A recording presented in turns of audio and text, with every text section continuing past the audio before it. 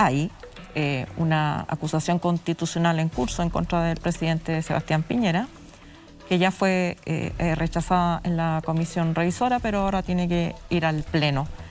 ¿Cuál es su pronóstico respecto del destino de esa acusación y si a usted le parece que tiene fundamento?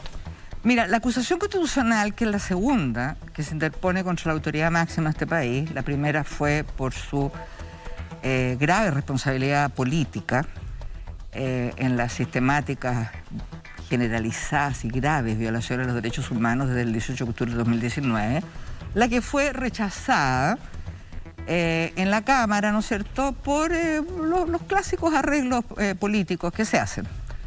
Y que a raíz de eso, ¿no es cierto?, la Comisión Chilena de Derechos Humanos y la Fundación Baltasar Garzón, más una ONG italiana de monitoreo de la democracia, envían todos los antecedentes que hay, que son muchísimos, a la Corte Penal Internacional, al fiscal, para que, si lo tenga bien, pueda en un momento abrir una investigación penal para la responsabilidad penal de Piñera.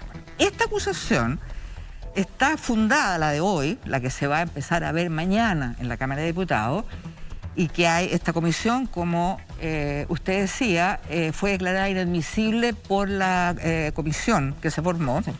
Está fundada básicamente en que Piñera infringió gravemente la Constitución y la ley al haber infringido en forma notoria el principio de probidad y de haber antepuesto sus intereses personales a los intereses de la nación, y en ese sentido haber además comprometido gravemente el honor de la nación en este negociado que, gracias, ¿no es cierto?, a los llamados Pandora Papers, conocimos, de la venta, la cláusula, la famosa cláusula, ¿no es cierto?, esta venta que se hace en paraísos fiscales, de Dominga a su amiguete, el Choclo Della, ¿no es cierto?, con una condición que ni más ni menos, condición que dependía de Sebastián Piñera en tanto presidente de la República, ¿no es cierto?, que era no declarar como zona de protección ambiental donde se iba a instalar el proyecto Dominga.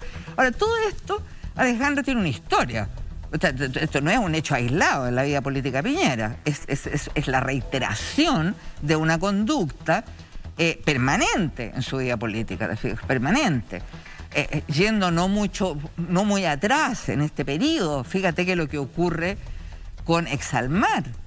Piñera, ¿no es cierto?, Bancard le vende a una pesquera peruana en el medio del diferendo marítimo entre Chile y Perú, teniendo entonces el presidente de la República información privilegiada. Pero si eso es un escándalo. Bueno, el periodista Daniel Matamal escribió una columna que se llamaba Prontuario, donde mencionaba cada uno de estos hechos, pero la realidad política, sabemos, se impone. Hay elecciones en 13 días, el gobierno está a punto de terminar y el país está en una crisis, y parece que eso desinflara los ánimos de hacer valer estas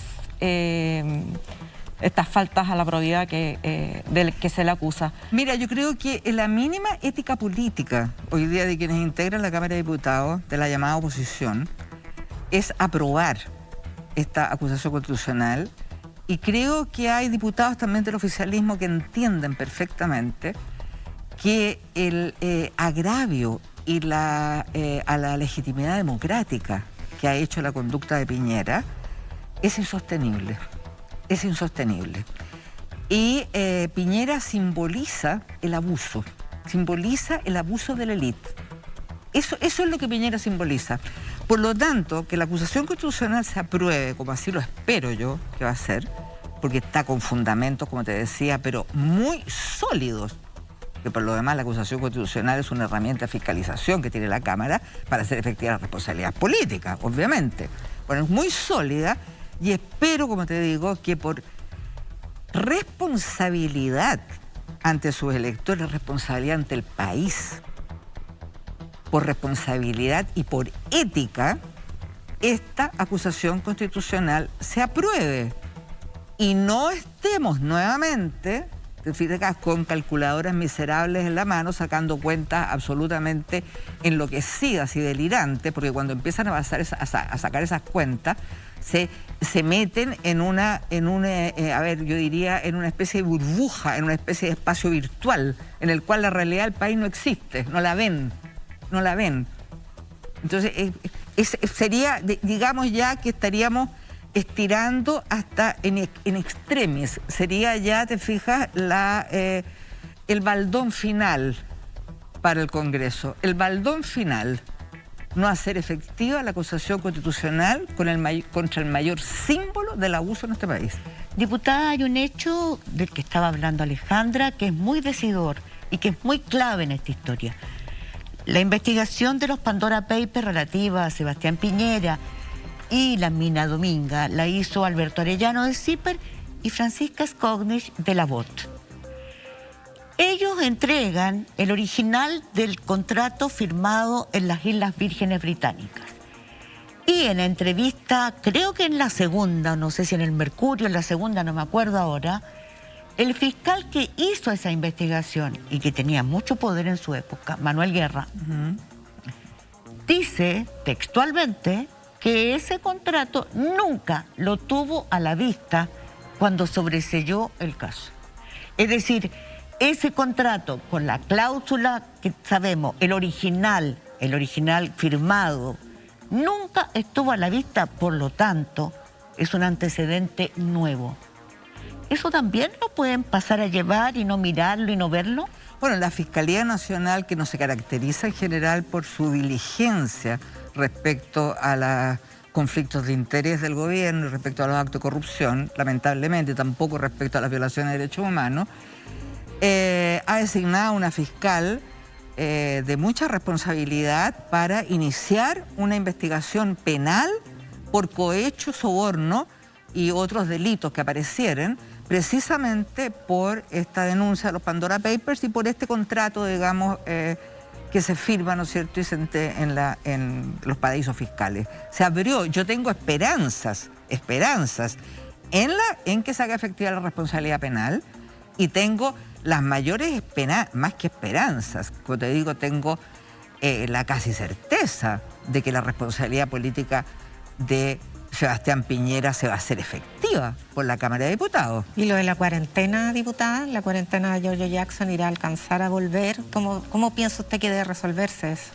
El tema de la cuarentena de los dos diputados que... Sí. Esos dos diputados van a estar en condiciones de poder votar en la madrugada del día martes. Y la ley orgánica del Congreso Nacional te permite que la acusación constitucional tú la vayas viendo sesión tras sesión diaria. Si tú no terminas el debate en un día, se sigue al otro día, se sigue al día siguiente.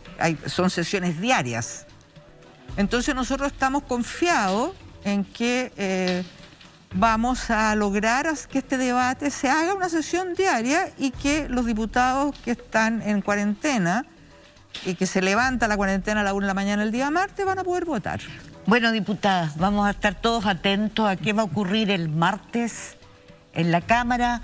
Vamos a seguir todos atentos a qué va a ocurrir con la investigación de lo que ocurrió esta semana, el 3 de noviembre, con la muerte de un comunero mapuche.